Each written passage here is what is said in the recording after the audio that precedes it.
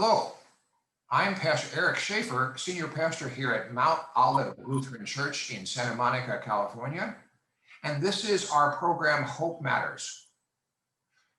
For Hope Matters, I talk with interesting people from around the USA and even around the world about the theme of hope. Because as a church, a Lutheran church, we believe at Mount Olive that hope matters. My guest today is the Reverend Dr. Pamela Cooper-White, a longtime friend of mine, but more importantly for this interview, she is the Dean of Union Theological Seminary in New York City. She's an Episcopal priest, a noted scholar and author, and just a wonderful person to talk to, as you'll see. So welcome, Pam. Glad you're with us. Hi, Eric. It's good to be with you. I don't think, we're, a lot of our viewers are here on the West Coast, and although they're all over the country, and some probably don't know about Union. Union is not an Episcopal or a Lutheran seminary, so tell them a little bit about Union Theological Seminary in Manhattan. Sure. Well, we were founded in 1836 by a group of Presbyterian pastors who said that they were convinced that at that time, ministerial training should not only be happening out in sort of bucolic, lovely settings in the countryside, but that it should be engaged in the work of the world in big cities.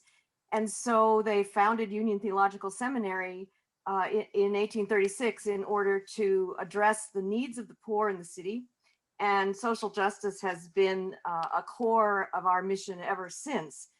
We long since have become a freestanding non-denominational seminary.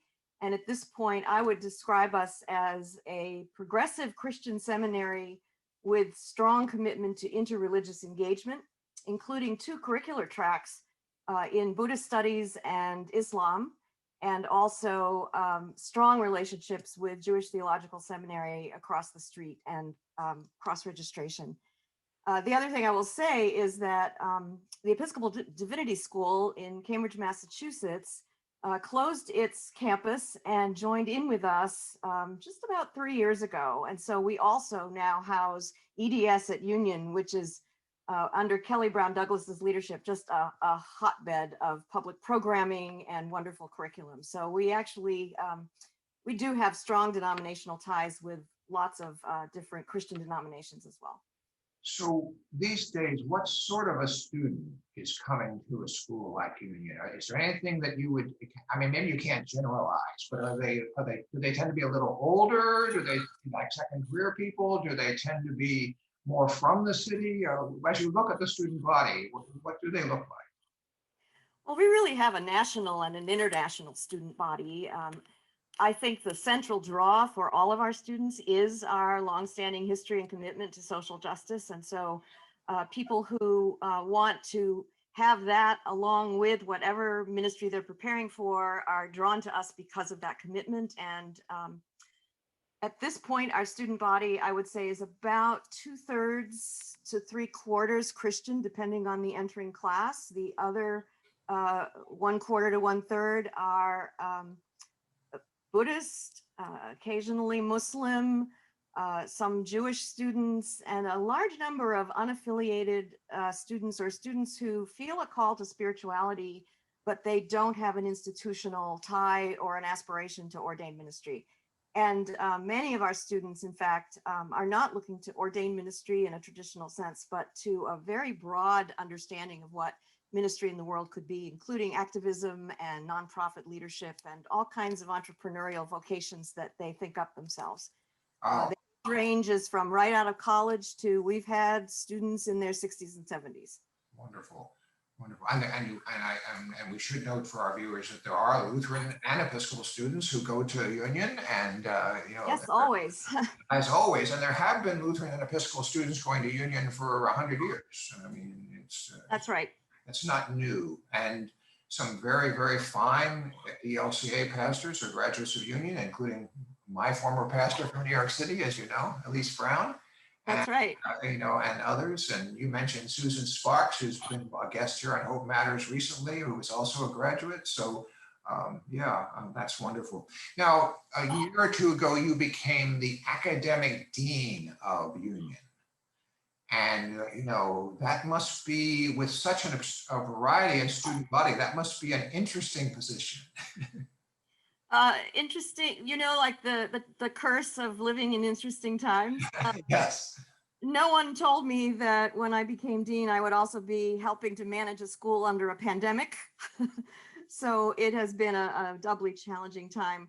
I want to go back to your comment about Lutheran students just for a moment and give a shout out to Reverend Michael Cooper-White, who happens to be my spouse, but was not hired by me, but by my predecessor to be the director of Lutheran formation at Union Seminary. And so we actually do have a small but robust Union Lutheran community, and we gather several times a semester for Eucharist, for conversation, and also for guidance in the vocational process. So the deanship, I am very, very fortunate at Union to have an amazing executive team that includes Serene Jones as our president, Fred Davey as our executive vice president. I'm also on that executive team with a number of people in the academic office who are just spectacular people to work with. And so I would say the transition to becoming a dean was made so smooth and joyful by the people that I work with on the team. And then, of course, I've already mentioned the Reverend Dr.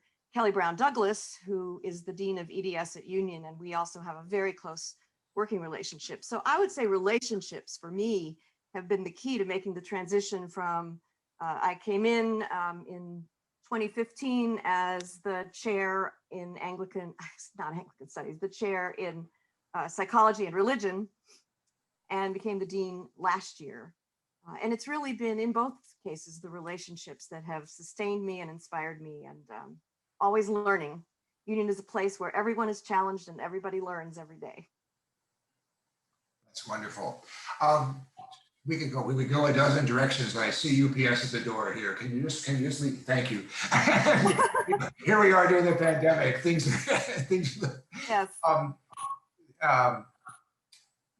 Where's that? Oh, the pandemic. So what's it like teaching? I assume you're all people in their homes. Or how has Union adapted to teaching during the pandemic? Yes, well, of course, we are 100% online this semester. We had some fleeting hopes that we might go at least hybrid toward the end of the semester with some smaller seminars, but that became impossible as COVID, in fact, increased rather than decreasing at this point. And the faculty has made the decision to continue online through June. And then we'll see where we are at that point with a new administration and in the government, and we'll see where the virus is. Yeah. It's been a heavy lift for some of our faculty moving their courses to online teaching, because this was not something that we were really pushing at Union. We are primarily a residential full-time seminary. But what I will say is that it has, maybe the silver lining of all of this is that it has pushed our faculty to be creative in ways that they otherwise might have said, oh, someday I'll do that. And we were thrown in the deep end of the pool with sharks in March, and we've been teaching online. And I will say the faculty has just stepped up to the plate in amazing ways, been incredibly creative. And I think part of what made us able to do that and to do it so quickly, and we know that we were ahead of some of our peer institutions in the ways that we were able to make decisions, is that we are a very nimble institution. We're fairly small. We have about 250 to 270 students head count, and a relatively small faculty. And because of that sort of out of the box thinking that Union represents with our work with social justice and social movements, I think it permeates also our ability as an organization to think outside the box and to be nimble on our feet. And so we were able to make some decisions very quickly and stick by them in ways that I think have made it possible for students and faculty to continue with teaching and learning, although there are people who would love to be face-to-face again, and I would too. We've made the best of a bad situation. And on top of everything else, you also are in the Episcopal system. You're assigned to a congregation where you help out at least on weekends. Is that correct? It's not quite that directive. I was trained that every priest should be attached to an altar. That was the language, and that we should be celebrating the Eucharist and being involved in a community. And so I've been very, very fortunate that just a few blocks down the street is the Cathedral of St. John the Divine, a wonderful place with lots of history. And I am an assisting priest at that cathedral. That's for our viewers who haven't been in New York City. The Cathedral of St. John the Divine Episcopal is the largest church building in North America. Does that sound right, Pam? Yep. And It is. Well, at least it's the largest cathedral. I think space-wise, it's the largest cathedral in the world. And you know, the history of that goes back to the robber barons and the great moguls of yes. time, who wanted a bigger and better church than anybody else. And of course, next door to Union Seminary is also Riverside Church, which rivals the cathedral in Gothic design. So I'm surrounded by the Gothic architecture of the Upper West Side in New York. It's a pretty amazing neighborhood that you live and work in when you think about it. Mhm. I mean, as you know, I had an office in that neighborhood, and the same corner that you're on, and you know, you have Barnard College, Columbia, you have the seminary, you have Riverside Church, you have the God Box, the so-called Church Center God Box, and then Grant's Tomb, and it's really an amazing neighborhood, right there, it is. within blocks, and Well, and even beyond Columbia and Jewish Theological, we're part of a theological consortium of, about 10, 12 schools where we allow our students to do cross-registration all over the city and outside the city limits. That's wonderful. A rich environment for anyone to learn in. And on top of all this, you're still a working scholar, author of 9 different books in the field of pastoral care and biblical studies, among other fields, I know. And you do have one that you'd like to show us today. One of your books called "Old and Dirty Gods." That's an interesting title. Yeah. And what's that book about, Pam? Do you want me to brandish this around? Yeah, why not? Can you see it properly? I can see it properly. Okay. Yes, this particular book, I've worked on some other projects since, but this particular book kind of represents the center of the research I'm doing now, which is on, the subtitle of the book is Religion, Antisemitism, and the Origins of Psychoanalysis. Because I sit in a position here at Union where I teach both pastoral theology, care and counseling, and also psychology and religion, this is more on the history side of that. And I am psychoanalytically trained as a therapist, and I'm very interested in the ways in which religion and, of course, Freud's famous opposition to religion, but in a particular context where religion was being used and weaponized against Jews in Austria. And so I was very interested in the ways in which the early circle around Freud was regarding religion and what their attitudes toward religion were. And were they all exactly the same, following in lockstep with Freud, their teacher, or did they have their own unique views, which it turns out they did.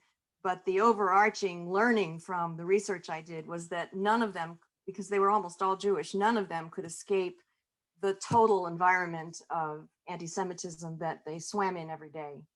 And Old and Dirty Gods is actually a quote from Freud. He was an addictive collector of antiquities. They were all over his desk in his consulting room, and he called them mein alten und dreckigen Goethe, my old and dirty gods, affectionately. Seems that this is historical work, but maybe sadly it's pretty current too. Anti-Semitism has far from going away. It's actually reared its ugly head perhaps more strongly in the last 4 years. It's extremely relevant, and actually studying this period, which has interested me for a really long time, I saw so many parallels, maybe not to 1933 when Hitler was named chancellor, but certainly I've seen parallels to the late 1920s and the early 1930s when right-wing extremists in in the consolidation that became the Nazi Party, and the anti-Semitism that was part of the glue that held them together, and a hatred that held them together. And I'm afraid I've seen some frightening parallels, and not only in the United States, but all over Eastern Europe. Now in Germany, there's a rise of the right-wing movement. We've seen it in France with Marine Le Pen and others. And so we are at a fragile time for democracy, and it is frightening to look at the ways in which, I would say, flat out evil insinuated itself into free democratic governments, and for a time took over the imagination of vast majorities of the people in Austria and elsewhere. Oh, okay. So if someone would like to find that book or other books by you, they can look on Amazon, I'm sure, to find them. And just search by your name, right? Yes, I have an author page on Amazon, and there they would also find some of my earlier works on pastoral counseling and psychotherapy, and how theology relates to pastoral care and counseling, if that's an interest. Probably some of your parishioners would even be interested in some of that. So, thank you. We're recording this interview the week before Thanksgiving. It's likely to appear just a week or two before Christmas, and that kind of makes our theme of hope perhaps even more current. So, yes. I'm sure you thought about this because you knew I would ask, but where do you find hope in your life these days? Yes, I did know you would ask. And a part of me wanted to say, well, Eric, right now, post-election, I don't see any hope, so this will be a short interview. I do distinguish between hope and optimism, and I think optimism is more grounded in facts. So I'm very optimistic, for example, about a vaccine. I'm optimistic that we will finally get around to having a better presidential transition than is currently happening as we're recording this right now. But I find my hope, and I had to think about this quite a bit. I find my hope in the young people I see, particularly in the Black Lives Matter movement. Along with COVID, I would say that one of the challenges of the deanship and being at Union Seminary is that a great many of our students are students of color who have been very, very involved in the Black Lives Matter movement. And also, we've all been very, because of our commitment to social justice, we've all been really impacted by some of the news about the deaths, the murders of young Black men and women, the news about the non-indictment of the murder of Breonna Taylor. And so that's been a very intense time for us at Union as well, and across the country.